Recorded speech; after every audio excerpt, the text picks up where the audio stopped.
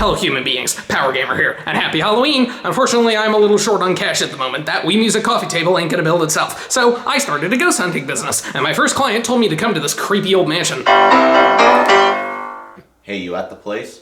Yep, I'm glad you chose me. Well, you're the only ghost hunter in town, so I didn't have many options. You will not regret your decision. By the time I'm done here, this place will be completely spirit-free. Are you sure you can get rid of these things? Of course, I have a state-of-the-art ghost blaster. It shoots a beam of special energy that absorbs ectoplasm, so when I pull the beam back in, the ghost goes with it, and it's stored in the tank I have on my back.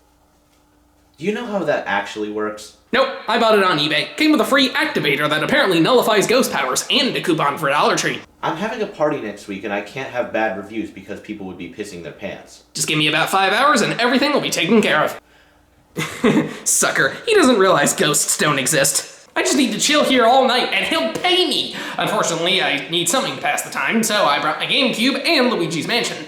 Luigi's Mansion, the finest example of a PG horror game. One of the stranger Mario spin-offs, but also one of the more important ones since it was the first time Mario's brother Luigi got the starring role, and people cared about it. The game was first revealed at Nintendo Space World 2000 as a tech demo to show off the power of the GameCube. While it was originally nothing more than a few cutscenes, Nintendo later decided to turn it into a full-fledged game. It was further shown off in 2001 at E3 and Nintendo Space World again. The game was directed by Hideki Kono and produced by Shigeru Miyamoto and Takashi Tezuka. They decided to use Luigi as the main character instead of Mario to help the game feel more original and unique. The game was released in late 2001, early 2002 as a launch title for the GameCube. This meant that for the first time ever, a Nintendo home console launched without a new mainline Mario game. It was the best-selling of the GameCube's launch titles, selling roughly 3.3 million copies, making it the 5th best-selling GameCube game of all time. It was received mostly positively upon release, although it was criticized for its length. Regardless of that, the game amassed a large cult following, and it eventually got 2 sequels released for the 3DS and Switch, as well as a remaster for the 3DS that wasn't that good. While the sequels were successful, many people still cite the original as the best of the 3, and it's regarded as one of the best GameCube games ever made. And I can't think of a better time to play it than Halloween, so let's explore a haunted mansion in a haunted mansion.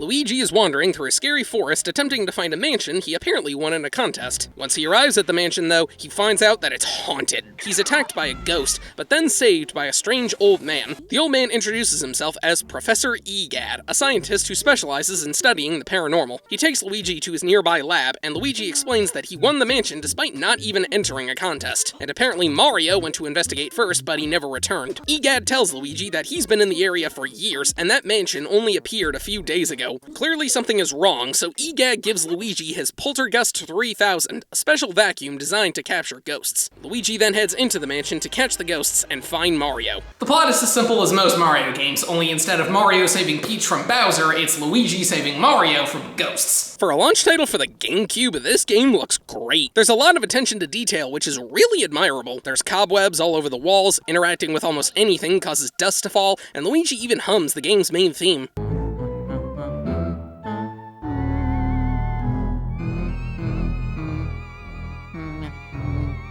And aside from that theme, the music is mostly atmospheric, which isn't a bad thing. If there's one thing Luigi's Mansion absolutely nails, it's the atmosphere. It may be a family-friendly game, but you can feel how haunted this mansion is. The heavy shadows and the ambient noises give it this really creepy vibe. I love it. The game has you explore the various rooms throughout the mansion. Almost every room has ghosts inside of them that you need to capture. To do this, you need to stun the ghosts with your flashlight, either by simply pointing towards them or by turning the flashlight on and off with the B button. Once the ghost is stunned, use the R button to suck them in with the Poltergeist. Each ghost has a different amount of health, and to lower it, you have to flick the joystick in the opposite direction the ghost is going. While you're trying to capture the ghost, it'll constantly yank you around the room and can escape if you're not fast enough. Once its health is depleted, it'll be captured, and the room you're in will light up once you get all of them. Most of the ghosts act in a similar way. They turn invisible and then try to attack you. Some punch you, some throw banana peels, some scare you, making you immobile, and some grab you and you need to shake them off. There's only a few different types of ghosts, and most of them are just color-swapped versions of other ones. You'll also occasionally run into more basic ghosts in the hallway. Some pop out from the ceiling and drop bombs, some have masks that you need to remove, and there's also these ghost mice and ghost bats which you suck up immediately, and they are way more annoying to deal with than they should be.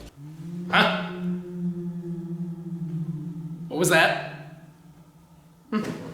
Weird. But catching ghosts is only one aspect of this game. The other big aspect is making dough. The mansion is absolutely filled with money. By catching ghosts, interacting with objects, or opening chests, coins, dollar bills, and gold bars will go flying everywhere. Certain ghosts even drop pearls and gems. You don't need to collect money to beat the game, it's just a way to increase your score. The Poltergeist isn't the only tool at Luigi's disposal. EGAD also gave him the Game Boy Horror. It's a Game Boy Color with a bunch of high-tech features added. It allows EGAD to call Luigi at any time, it has a built-in map of the mansion, and you can use it as a camera to find secrets or interactable objects. Almost every object in this game is interactable in some way. I don't know why Luigi feels the need to hump everything, but doing so can help you find secrets like money or extra health. Most of the rooms in the mansion are locked, and you need to find a key to enter them. Keys can only open specific doors, so you have to use the Game Boy Horror to find out which one it opens. Some keys are just found out in the open, but most of them are inside treasure chests that appear when you clear a room. And I love how happy Luigi is whenever he gets one. It doesn't really explain why the keys shrink, but whatever. There's also a bunch of fake doors in the mansion that do that. So you want to check the Game Boy Horror to make sure which ones are real. Okay, seriously, what was that?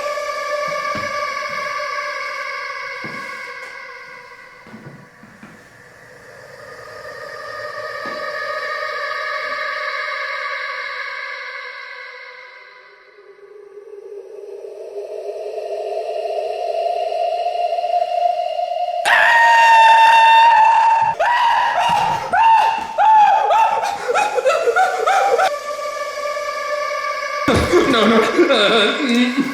Alright. I hope this works!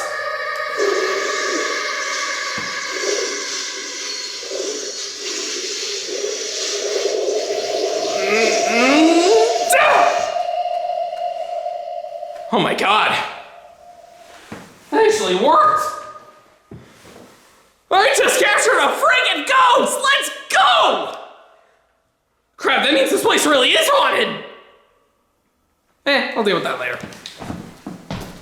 But these basic ghosts aren't the only ones you have to deal with. Professor EGAD reveals that he had a collection of ghosts kept in paintings using a machine he created called the Portrificationizer. I think we should question the morality of keeping sentient souls inside works of art, but whatever. The portrait ghosts serve as bosses and mini-bosses. They have more complicated attack patterns, and you have to find more creative ways to stun them. As you capture them, pearls go flying everywhere, and you have to watch out for poison mushrooms, which shrink you down and make you unable to use the Poltergeist. The portrait ghosts are easily the highlight of this game, since they help break up the monotony of the ghost catching. Hey, look at that, a transition. This game is overall pretty fun, but I don't think it's as good as a lot of people say it is. We'll get to more of my complaints later, but my first big one is I'm not a big fan of catching the ghosts. All you really do is smack the joystick around, and that's it. It doesn't really feel like I'm doing anything, and I don't feel like I have that much control. The ghosts can escape from your blast at a moment's notice for seemingly no reason. I've had times where I was barely moving and totally fine, and times where I was pulling with all my might and they got away. On top of that, you have to be super close to the ghosts when you stun them, or else they just disappear. Catching ghosts overall is fine, it works, but it doesn't feel that great to me, which is a shame because that's most of what you're doing in this game. The mansion is split into 4 areas, and you finish one every time you defeat a boss. Once you do, you get a special key and go back to EGAD's lab. Here you put all the portrait ghosts through the Portrificationizer, turning them back into paintings, which you can actually view in this art gallery. After that, all the money you've collected so far is added up. You can then go back into the mansion and get rid of this barrier on certain doors, allowing you to access new areas. But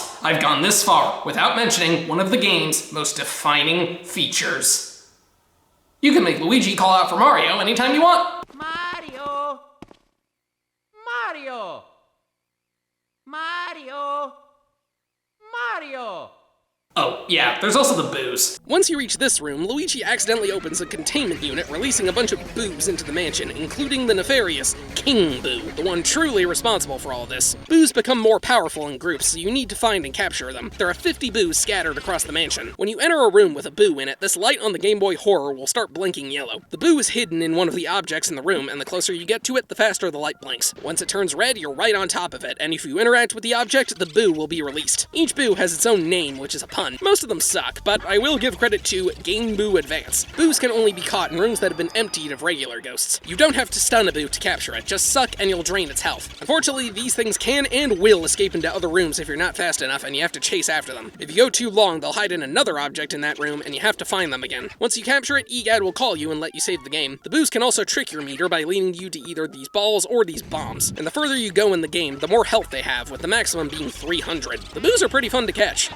at first. But the further you go, they just get more and more annoying. The fact that they can go through walls makes sense, but many of these rooms don't have direct doors, so that means you have to run all the way around just to get the dang thing. And later on, when they have a bunch of health, they will likely change rooms up to 7 times. It gets extremely tedious having to constantly run around chipping away at the boo until you finally get it. And if they go into a room you don't have the key for yet, you just have to come back later. Only 40 of the 50 boos are mandatory to beat the game, but that doesn't change the fact that catching these things gets really old, repetitive, and annoying. What the? Better check it out.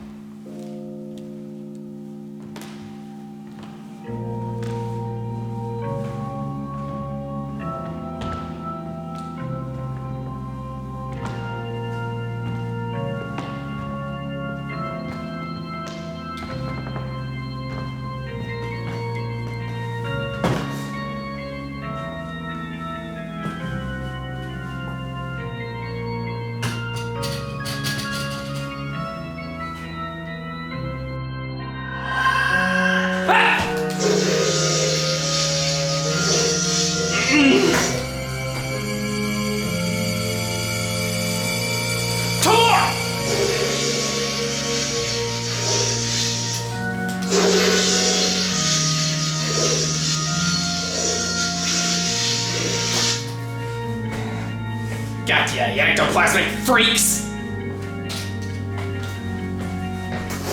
I do really like the design of the mansion. Not just because of the aesthetic, it has every room you'd expect a place like this to have. If it wasn't for all the restless spirits, I'd want to move in, but again, this leads to an issue. The backtracking can get pretty annoying. The only way to fast travel is using the camera on a mirror, which warps you back to the entrance. But that is the only way to fast travel, so if you don't need to go near the entrance, or if the room you're in doesn't have a mirror, it can get pretty irritating. Especially in the later parts of the game where you have to go back and forth between the top floor and the basement multiple times. You have exactly 100 health, and if you die, you're sent back to the start of the mansion. So if you died pretty far in, it takes a while to run all the way back. And another thing I really don't like about this game is that there's no easy way to fully restore your health. Not when you reach a checkpoint, not when you beat a boss, not even when you die. The only way to get back to full health is to find hearts in objects or ghosts, which can be totally random. This game isn't that hard, but having to constantly fill your health up gets old quick. I know I'm being fairly critical of this game, but these were a lot of things that really got on my nerves as I was playing. You can find these elemental metals, which let you absorb ghosts of the corresponding element. There's 3 metals in total: fire, water, and ice. Absorbing the ghost of the element gives you that element's power. You can then blow it out with the L button, letting you light candles, put out fires, or freeze water. You can also use it to weaken ghosts of the opposite element. But of course I should bring up the most divisive element of this game, its length. This game is really short. It only takes 5 hours to beat, so you can literally finish it in a day. Some people really like this since it makes the game easier to replay, but other people don't like this because it feels like the game ends too soon. And personally, I fall into the latter. I know that might be surprising given all my complaints with this game, but I feel like the ending just kinda comes out of nowhere. Like the game could have kept going, but they just ended up rushing it. I don't know if that was intentional, but that's what it feels like to me. I'll explain more as we go along. For now, let's just go over the portrait ghosts. First, in Area 1, we have this father ghost reading a book in the study named Neville. You just need to wait for him to yawn and then shine him. Next is Lydia, the mother ghost in the master bedroom. You have to open the curtain to let the wind in, which makes her cold. The boss ghost for this area is Chauncey, the baby in the nursery. That leads to some very dark implications. First, you have to wake him up by vacuuming this rocking horse. He transports you to the strange area where he launches other rocking horses at you. After that, he throws beach balls and you have to suck one up and then shoot it at him.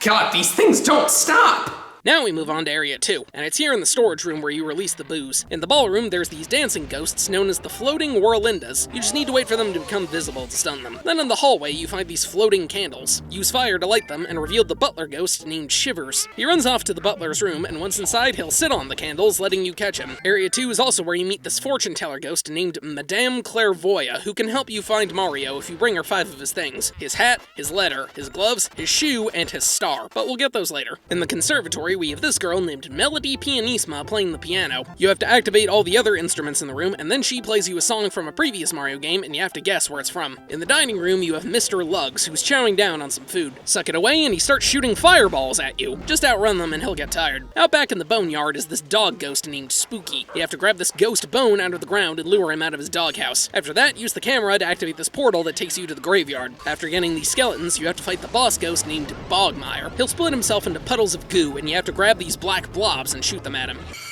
Oh crap!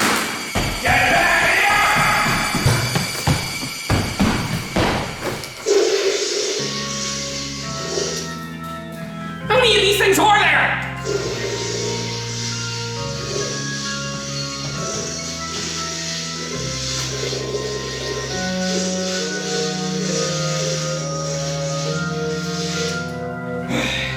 Alright, that should be the last of them. I hope. Area 3, we head into the backyard and go down this well where we uncover the terrible truth. King Boo has captured Mario inside a painting. Now we head into the rec room where Biff Atlas is lifting weights. Smack the punching bags into him and god that is annoying. Now we can fully access the second floor of the mansion. Inside Nana's room we find Nana, obviously. Scatter her yarn balls and shoot them at her. You have to hit her with all three, which is dumb. In the bathroom you find Miss Petunia taking a shower, you frickin' pervert, and you have to blast her with ice. Now head back to the twins' room where we find the twins, Henry and Orville. You have to play hide and seek with them by leaving and guessing which boxes they're in. You have to find both, and you can't mess up. It's just blind guessing and completely random which ones they're in. This is easily the worst portrait ghost in the game. In the billiards room, there's Slim Bankshot, who's playing pool. Shoot him with a pool ball, and thankfully you only have to use one, unlike Nana. Now we can go to the third floor to find the last of Mario's items. Give them to Madame Clairvoyant in the fortune teller room, and she lets you capture her. You now find a bunch of boos gathered on the balcony, and they all fuse together to form Boolossus. You have to either suck him up and launch him into these unicorn statues, or cause him to run into the horn, which is much easier. Once you do, the boos will split apart and you have to freeze them and suck them up. Once you get them all, you're good. Yeah, remember how I said the ending of this game feels rushed? Well, part of that is because 15 boos are a part of Boolossus, so there's only really 35 to find and only 25 of them are mandatory.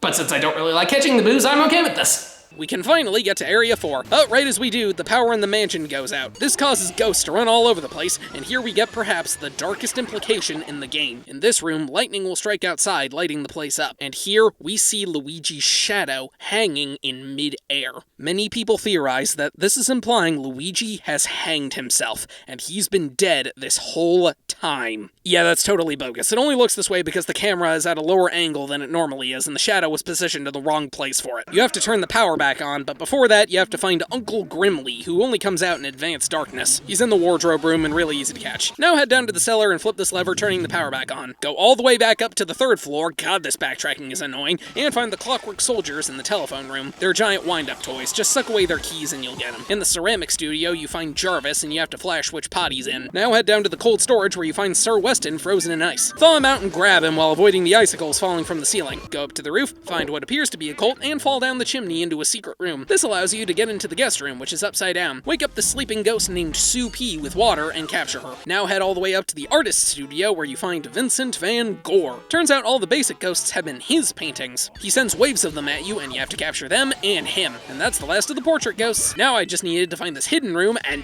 bam, that's the last boo. And catching all of them gives you a gold diamond. Now we finish this. Head down to the basement where you find King Boo's chamber. He then transforms Mario's painting into a painting of Bowser and sucks you inside. You then wind up on the roof of the mansion where Bowser shows up. He spits fire and sucks you up. Eventually he'll throw these spike balls and you have to launch one at his head. Doing so will cause it to fly off, releasing King Boo. You then have to attack him while avoiding these ice blasts from Bowser's head until he runs back into the body. It's not a terrible final boss, but it's not that good either. Once you defeat him, Luigi gets King Boo's crown and he returns to his chamber. Head back to the lab and Egad sends the rest of the ghosts and King Boo through the portrificationizer. He then puts Mario's painting through it backwards, which releases him. Luigi cries with laughter at Mario's pain and the game ends. After the credits, you receive a rating based on how much money you collected. The higher the rating, the better the mansion Luigi buys with the money. I got B. And no, this does not qualify as alternate ending since it's just a picture and nothing else. I am not beating this 5 times to get all the rankings. Oh, give me a break!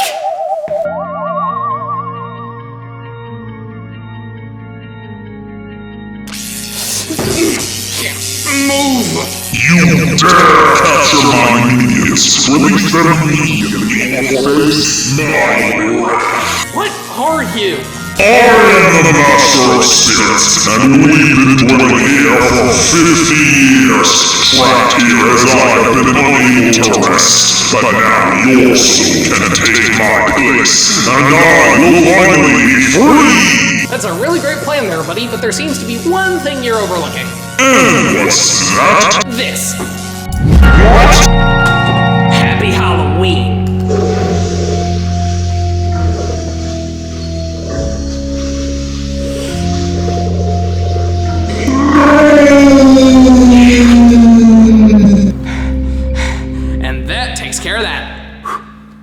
ghosts are taken care of. What do you mean? I just got home and they're still all over the place. How? I've been chasing these things all night. Are you at the right address? Yes, I'm exactly where you told me to be. 27 East Street? East? Yes. I thought you said Weast. What? I'm at 27 Weast Street. That's not my house. So I just cleared ghosts out of this place for nothing? Yep, looks that way. Better hope the neighbors don't call the police. Too late.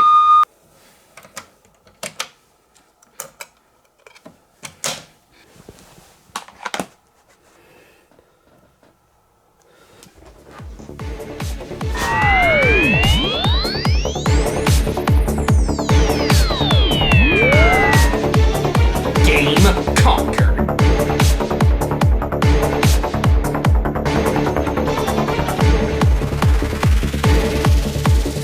Luigi's Mansion is a good game, but I don't see why people seem to love it as much as they do. It can be pretty frustrating and repetitive, plus its short length makes it feel kinda unfinished. I know plenty of people that swear by this game. Most of them enjoy its short length because it makes the game more replayable since they can keep trying again for a higher ranking. That's great that it appeals to so many people, but personally, I'm not the biggest fan of it. I don't think getting a higher rank is enough to warrant playing it over and over again. I'd rather just move on to something else. While I did enjoy my time with Luigi's Mansion, I don't see myself going back to it anytime soon. I'd take the 2 sequels over this one any day, but it did prepare me on how to deal with ghosts. Unfortunately, I don't have a painting to keep them in, so I'll have to improvise with this potato.